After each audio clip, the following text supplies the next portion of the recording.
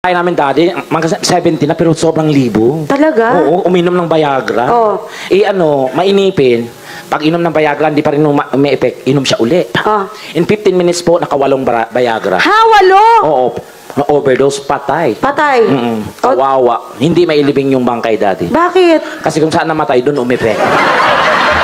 Sa Bisaya, katulad ng salitang peace. Peace. Ang peace sa Bisaya, pwede kapayapaan. Ang peace, pwede isda. Ang peace, pwede muka. Ganon. Ang peace, pwede peace 1, peace 2. Ganon. Oh, tapos? Oo, ang peace, pag galit ka, pisti, yawa. Ganon. Nga demonyo ka. Ayan, hello po. Kasi tabi po, nakukumedyante po kami. Bawal po ang pikon ngayon. Pikon po ba kayo, mother? Mukhang game naman. Hindi po. O sige, babuhin natin. Dito tayo magsimula. If you're social, your pronunciation is between nasal and mongoloidal. Paano yan? Paano? Hey ma'am, where did you graduate? Ganon. Pag tinanong ka, are you a graduate? Ganon. If you're a graduate, can I see your certificate? Ganon. Wow! Parang, day, open the gate. Bumili ka ng Colgate. Ganon. Busog. Bubita, beware ka, hindi pa tayo nasasahuran. Ha? Oh my... Yung presidente ba yan? Oo. So, unahan po kayo. Oo, naggago ka, Piolo Pascual to. Yung jowa ko nga last 2 years na kami. Oh. Kasi yung motor na Tagal. Kasi yung motor na kinuha ko 2 years to pay. Tapos ngayon kayo pa rin. 10 years. 10 years. Oh, SSS kinuha ko eh. Sige, wala kang lansam. May korte siguro yung kabaong nunday. Ako medyo mahinanakit lang ako sa surgeon. Bakit? Kasi yung daddy ko, nung nagkaroon po siya ng tumor sa brain, talagang mother, nilalagari talaga yung ulo, no? Totoo? Oo, kasi para makakuha daw talaga yung ano. Ganun ba yung mother? Yung nag-opera sa daddy ko, intern pa lang. Oh. Nanginginig. Ano nangyari? Nanginginig siya, oh. Oh. Ngayon, pagbiyak ng bungo ng tatay ko, tabingi. Oh. Ngayon, nung binabalik niya na yung bungo, Ano hindi yan? naman kasya. Bakit? So, kinabahan yung doktor. Tinawag kami lahat ng mga pamilya.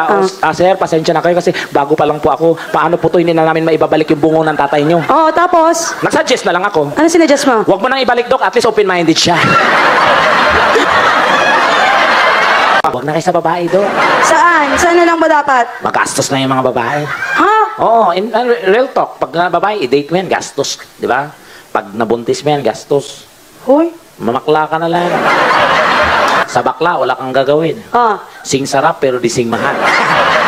Sa bagay, sir. Oo, hihiga ka lang, oo. Pikit mata, grab. Tapos? Unat paa. Tapos? Pagising mo, may motor ka na. 1 year. 1 year. Bago pa. So, in 1 year, did you move her?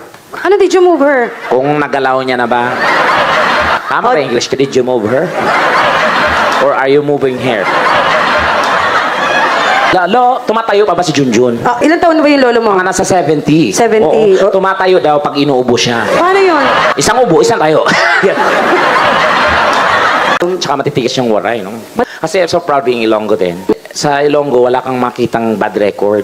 Ilonggo, wala akong nabalitaan. Bakit? Kasi ang pangit pag hold upper, Ilonggo. Paano? Huwag kang gagalaw, hold up ito. Sa bagay. Sige, subukan mong gumalaw mo, papaputok ako, babangbang. Hindi nakakatakot, Day. Totoo. Nagbibiro ka ba? We are the sweetest, di ba? Sobrang, one time nga, may mag-asawa, nag-aaway, Day. Paano? Sabi ng lahat, ngayon, saksakin kita, nga demonyo ka. Sabi ng babae, sige, subukan mo. Sinaksak yung babae, pak! Tapos? Paghugot, pak! Aray, gumanon nga. Parang nagbibiruan lang, Day. Nakita ko yung dugo, tumulo. Ang tunog. Anong tunog? Plok, plok, plok. Pati yung dugo, ganun yung tunog.